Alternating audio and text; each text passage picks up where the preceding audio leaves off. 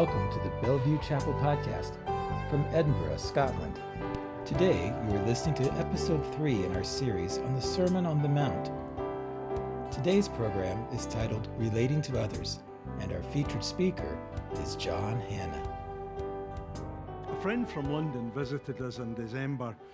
As I was in the driver's seat waiting to safely emerge from a T-junction, his voice from the passenger seat interrupted my concentration. "John, if you could only have one book from the Bible, which one would you choose?" No one had ever asked me that before, so as I entered the traffic, my mind was flooded by all the names of the Bible books, and I thought out aloud, it would have to be a gospel, as they record the life, death, and resurrection of Jesus and have such a beautiful picture of him. I paused. John's gospel is magnificent, so it would be the obvious choice, but the others reveal so much more about his interactions with people. Another pause while I tried to decide between Matthew and Luke. Couldn't be Mark, he was too short. It would have to be Matthew, I said. He includes such detail in the Beatitudes and the Sermon on the Mount. "I didn't expect that answer," was my friend's response. "I thought you'd choose Psalms or Romans or something like that." Of course, he wasn't finished yet. He then immediately moved on to, what if it was only one chapter? And finally, only one verse. In case you're interested, my answers were Hebrews 11 and John 3:16. It's been more than a little ironic that after saying I couldn't not have the Sermon on the Mount from Matthew, of course I realized that's exactly the subject you gave me to preach here, and while it's wonderful, it's not quite as straightforward as we might like. But just as a wee comment, I really recommend that. Don't ask somebody when they're just about to come out of a T-junction. Just do it at a Bible study group or after lunch today. It's a great idea. The 3 questions: which Bible book, which Bible chapter, and which Bible verse, if you could only have one. And of course, the other really sad thing about that is that many of our brothers and sisters across the world are in exactly that position. They don't have a Bible that's easily accessible. So, today, as we've heard, you're on the Sermon on the Mount. The overall title is Nowhere to Hide, Living Christ's Kingdom Today. And today's title for the verses 21 to 32 is, of course, relating to others. As I began to prepare, I had this strong feeling that I had preached on this passage before at Bellevue. And I went back to my files and discovered that in 2019, on the 16th of February, I spoke on Matthew 5:17 to 26 with the title Jesus and the Law. But I would like to say to you that, and as I'll explain in a moment, actually, I think that's totally consistent with the present title. But that was a long time ago. It was even before the pandemic. And I see David smiling because he remembers all these series. But actually, we could benefit from looking at this passage every week. The students have gone, so I don't have to admit that I have actually plagiarized some of my own material. But you really ought to say that in your report. So, here in this chapter, David spoke last week, but he didn't get really very much time to highlight 2 verses at the end. So in verse 17 of the chapter, Jesus says, "Do not think I have come to abolish the law or the prophets. I've not come to abolish them, but to fulfill them."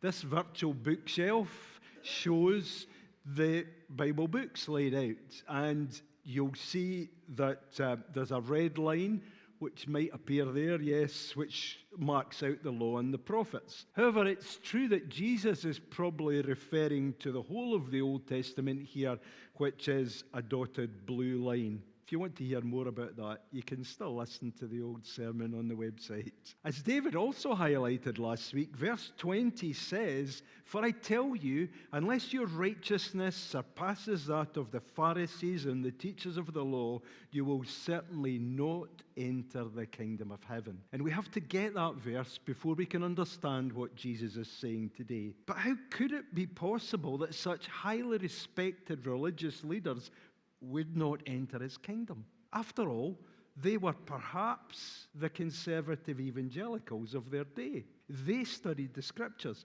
They taught them to the people to turn them back to God. And yet Jesus' words in Matthew 22, 27 and 28 are even stronger condemnation. "Woe to you, teachers of the law and Pharisees! On the outside you appear to people as righteous, but on the inside you are full of hypocrisy." Everyone looked up to them, but they had completely misunderstood the meaning of God's law. But remember that the question then, as for us today, is a simple one. Is legal the same as moral? And that's not a new question, because Abraham Lincoln apparently said, "You must remember that some things legally right are not morally right." That's a fair summary of what Jesus is telling his disciples in today's passage. I've been really thinking a lot recently about this issue, and I've been realizing afresh that human life is fundamentally all about relationships, which is exactly what your today's title is saying, and relating to others. But crucially, it's not really just relating to other human beings. It's first and foremost about relating to God. He is, or should be, the most significant other in each of our lives. Can I say that again? He is, or should be, the most significant other in each of our lives. When a Pharisee who is described as an expert in law asked Jesus, "Which is the greatest commandment?" Jesus replied, "Love the Lord your God with all your heart and with all your soul and with all your mind. This is the first and greatest commandment. And the second is like it. Love your neighbor as yourself." Jesus said all the law and the prophets hang on these two commandments. So Jesus is saying that God's law is all about relating to others. God's plan for each of our lives is that we relate to God first, and then others a very close second. So, as I'm arguing today, the title you've given is exactly matching the previous title. The previous title was Jesus and the Law, and today's title is relating to others, and Jesus and the whole of the Bible explains that that is what life as Christians is about. So as we get to our actual verses, most translations divide them into three sections. Unsurprisingly, they can give them different titles, but from verses 21 to 26, murder is the topic. From verses 27 to 30, it's adultery. And verses 31 to 32, it's divorce. But actually, as I'll explain later, it's not really all about murder, and it's not really all about adultery, and it's not really all about divorce. It's about the crucial issue of, is legal the same as moral? Because in verse 21, as we heard read already, Jesus says, "You've heard that it was said to the people long ago, you shall not commit murder. You shall not murder, and anyone who murders will be subject to judgment." By saying it was said, you have heard, or it was said, he's reminding the people what they have been taught. It's not the exact words of God's law, although in the case of murder, it's pretty close. But when Jesus says, "I tell you," he's not about to change the law, because as we saw in verse 17, he promised not to do that.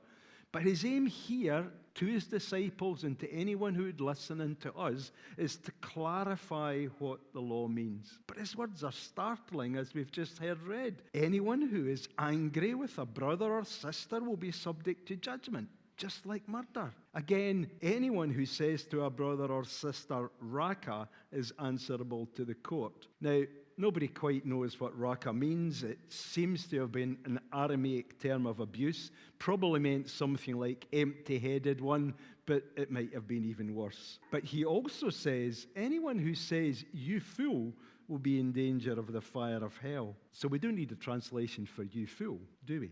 Now, remember, of course, that Jesus used the word fool elsewhere, and the Bible talks about the fool says in his heart there is no God. We're not talking about that here. But Jesus saying fire of hell is totally serious. Now, some of you might say, well, I know, John, that these words only occur in Matthew's version, so they might have been added later. Sorry, that's not an acceptable excuse, because it's true that Luke doesn't include them, but Jesus' teaching is completely consistent with the rest of the Bible. For example, let's just look at 1 John 3:15, where we read that anyone who hates a brother or sister is a murderer. And my expositor's Bible commentary points out that to hate is to despise, to cut off from relationship. And murder is simply the fulfillment of that attitude. And we all knew that in primary school, didn't we? At least if you've brought up a family with more than one child, you've also heard it frequently as well. I hate you. I'm really impressed by our daughter-in-law in many ways, but one of them is that our grandsons are immediately rebuked if they ever say, I hate. Not just to somebody, but to anything. That challenges me. So you don't even have to say or do anything to be guilty of murder. It's just hate that's inside yourself. No, you don't. And scarily, as far as God is concerned, there is such a thing as thought crime. That's pretty sobering, isn't it? And fractured relationships between humans are so serious that, as we heard, Jesus goes on to say, therefore, if you are offering your gift at the altar and they're remembering that your brother or sister has something against you, leave your gift there in front of the altar. First go and be reconciled to them, then come and offer your gift. He's referring to the regular practice of every devout Jew going to the temple to offer a gift or sacrifice at the altar in worship to God. John Stott, in his excellent book, The Sermon on the Mount, suggests that the modern equivalent would be a church service, just like the one we're all in now. You might respond, you mean right now? Should I just walk out and go and be reconciled to them? Yeah, I wondered when you correctly said that earlier, how we would respond. And I vividly remember, this is why I had remembered, I vividly remember standing here 7 years ago, almost to the week, saying, it would be mega embarrassing if I just walked out here and now. And I kind of decided not to do it quite the same this week, because I remember feeling slightly concerned that somebody might be feeling they couldn't possibly go to deal with their child or go to the toilet or anything important. That's not what we're talking at. It would have been equally embarrassing, actually more embarrassing for a first century Jew to leave his gift in front of the altar, especially if it was an animal. Excuse me, priest, can you just look after that animal while I go and sort out something important? Jesus is saying something here which is dramatic because he regards as serious. Major. Talk more about it in a moment. Or your mid-reaction might be, no, I'm not going to walk out. It's not my problem. It was his or her fault anyway. Interestingly, an ancient Christian commentary says, do not say he offended me, I didn't offend him. He ought to square up with me and not I with him. But wait, what does something against me actually refer to? Does it mean that you know somebody doesn't like you? Or you know somebody's jealous of you? No. Clearly something has happened that both parties are very well aware of. Although perhaps because it wasn't a big deal to you, you've forgotten about it. But a situation where you know that somebody has a problem with you and they know you know, and Jesus wants it to be resolved. Let's reflect on what Jesus actually commands us to do. He says in the verse, be reconciled to them. Vine's dictionary points out that the Greek word, which I won't try to pronounce, translated here as reconciled, actually refers to mutual hostility yielding to mutual concession. It only occurs here in the New Testament. It's not the word used for sinners being reconciled to God. After all, God doesn't concede to us, but we are called to concede to others. This kind of reconciliation involves both parties, and it's not easy. And one of the things about looking back to 7 years ago is I'm saying to myself, John, you preached on this a long time ago. How have you done over these years?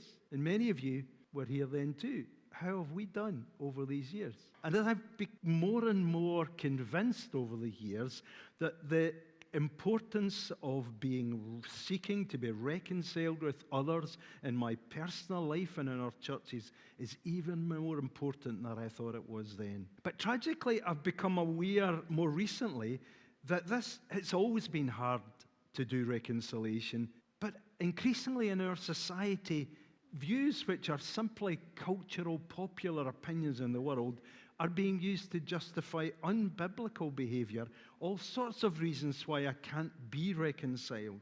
The Bible is full of God's... Oh, by the way, I think it's important for me to point out that I just decided not to use stick men and I've used stick women. So the fact that this is two females has no significance whatsoever, okay? Preachers always, men on platforms always get criticized as always talking about men. So there is no significance of the fact that the next character is also a woman. Okay? Please get that. The Bible is full of condemnation of those who practice injustice and oppression. And he calls his people to defend the oppressed. But to our shame, Christians have not always done that. But in our culture nowadays, it's fairly common for those who feel they've been wronged to describe themselves as a victim of abuse and make statements like, I feel disrespected, I'm emotionally scarred. That's emotional abuse. She's a narcissist. A well-known psychotherapist recently said, there is a cultural belief that emotional pain automatically grants moral authority. According to that popular worldview, victims have moral authority over their abusers who can never be forgiven. So even contemplating reconciliation would be a betrayal of other victims because abusers must be seen to be punished. But as we've considered in communion, Peter describes how the ultimate victim behaved. And in his letter he says, when they hurled insults at Jesus, he did not retaliate.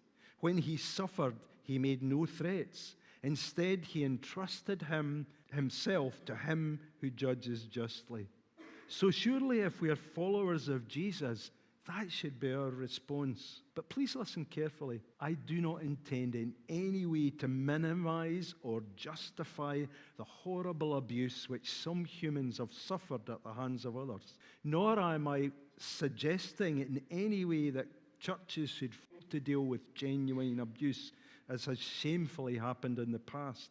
God abhors all such sin even more than we do, and as the righteous judge, God will certainly punish the perpetrators. However, we must be careful to follow biblical principles as we try to deal with reconciliation, not the opinions in the popular media. Because reconciliation, Jesus teaches, is so crucial that it cannot wait. It cannot wait, says Jesus. He says, settle matters quickly with your adversary who is taking you to court. Do it while you are still together in the way, or your adversary may hand you over to the judge, and the judge may hand you over to the officer, and you may be thrown into prison. Truly I tell you, you will not get out unless you have paid the last penny. Reconciliation is urgent. Resolving conflict is always something that should be done speedily. So maybe walking out now is what Jesus really meant. But back to an ancient Christian commentary again. If someone has done wrong by you, and you are the first to apologize, you will have a great reward. Hurry, therefore, to be the first one to make friends. Otherwise, if you should delay, he may be the first to apologize and may snatch from your hands the reward of love. I was impressed by that these years ago. I'm even more impressed and even more challenged by it. This early Christian writer is describing the act of seeking reconciliation as a joyful thing, as a reward, as wanting to be first to deal with the issue, not sitting back saying it's up to them to apologize to me. He says, otherwise, if you should delay, he may be the first to apologize and may snatch from your hands the reward of love. Jesus now addresses a relational issue which, like the previous one, seems very straightforward. Just like the legal position on murder is clear, so the legal position on adultery seems clear. But again, Jesus points out that legal doesn't mean moral. He says, "You have heard that it was said, 'You shall not commit adultery.'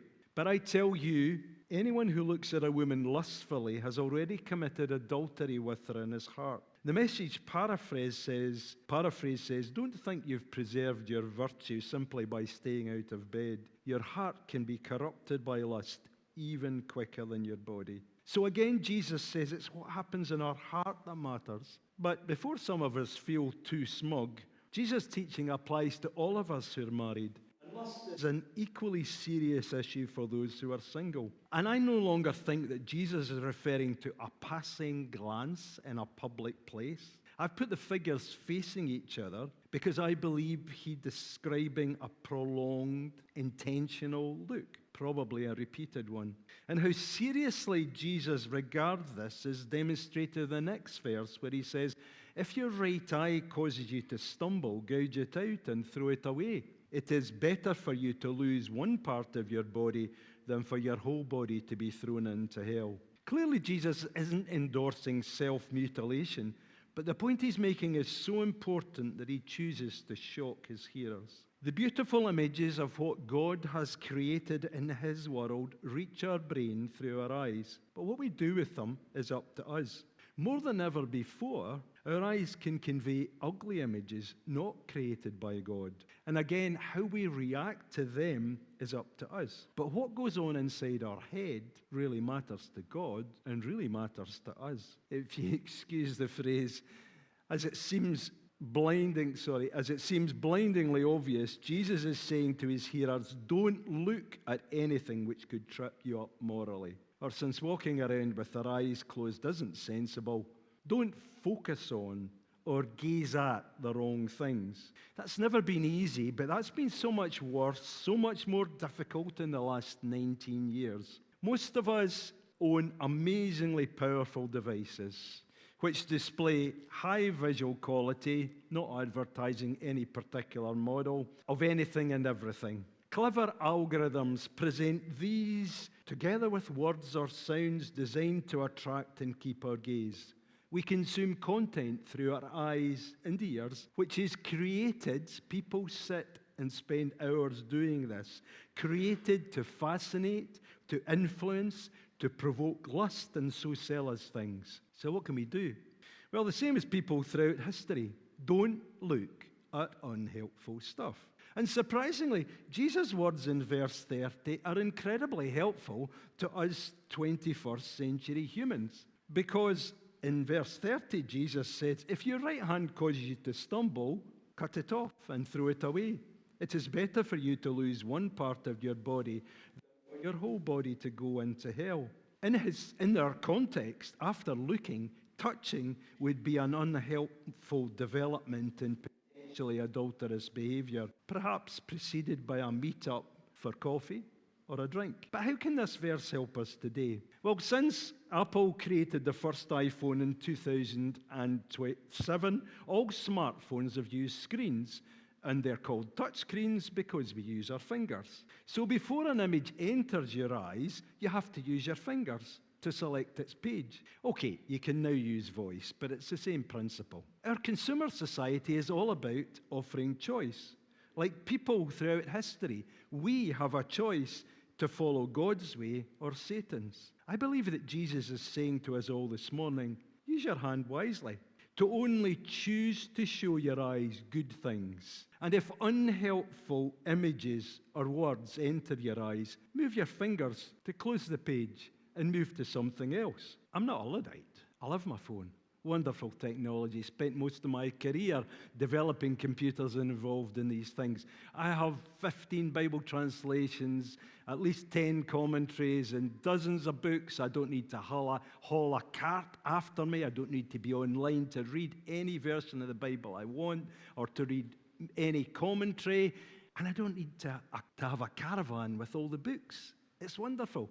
I can get messages from my Christian brothers and sisters. I can communicate with my family. I can find out what the weather is. I find out when the next bus is coming. Great stuff. But I don't ever feel tempted to look at things I shouldn't because I don't have the apps on my phone.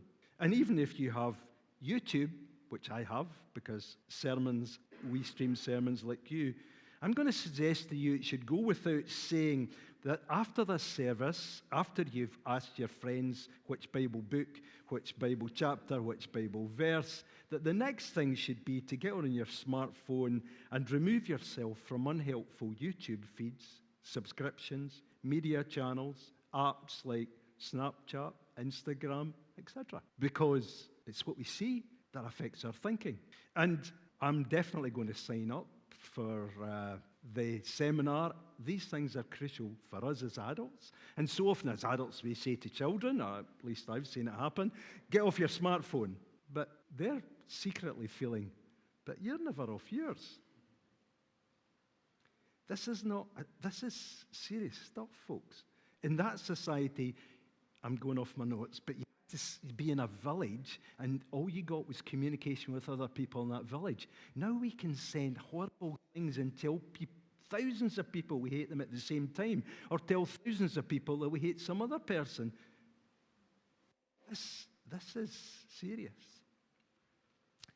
But I suspect that some of you are thinking, as I suspected John, you've not left enough time to deal with the tricky topic of divorce.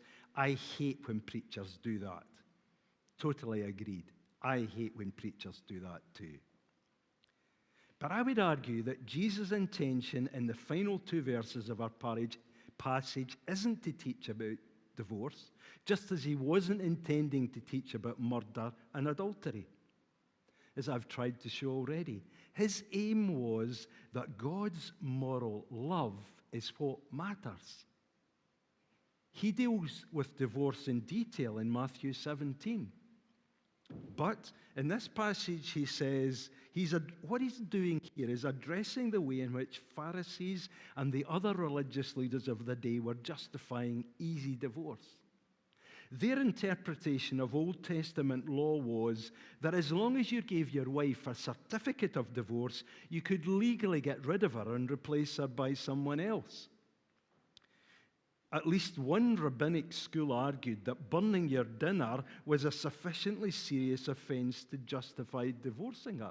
That's not a joke. It's well known. And so what Jesus is saying here is he says, I tell you that anyone who divorces his wife except for sexual immorality makes her the victim of adultery, and anyone who marries a divorced woman commits adultery. He's pointing out here that legal is not moral. To understand his words, we have to remember that in that society, relatively few people would be single. A divorced woman, according to the law, was free to remarry as long as she had a certificate of divorce, and she would probably need to do so to be able to survive in that society. So what Jesus is saying here is that replacing your wife on a whim wrongs her and puts her in an impossible position. And you're effectively committing adultery when you marry your next wife. So please, don't focus on whether or not remarriage of an innocent party is adultery, because that's what everybody wants. That's thinking like the Pharisees, which Jesus condemns. This isn't to teach us about God's law. This is to teach us about God's proper law. And God's law, as we've just seen, is all about relationships. The first commandment is about a relationship to God, and as Jesus said, the second is like it, love your neighbor as yourself. That's all the law and the prophets, and I'm going to say to you, brothers and sisters, that's God's purpose for our lives. Thank you for joining us today. We hope that something you heard was a blessing to you. This is the Bellevue Chapel Podcast from Edinburgh, Scotland.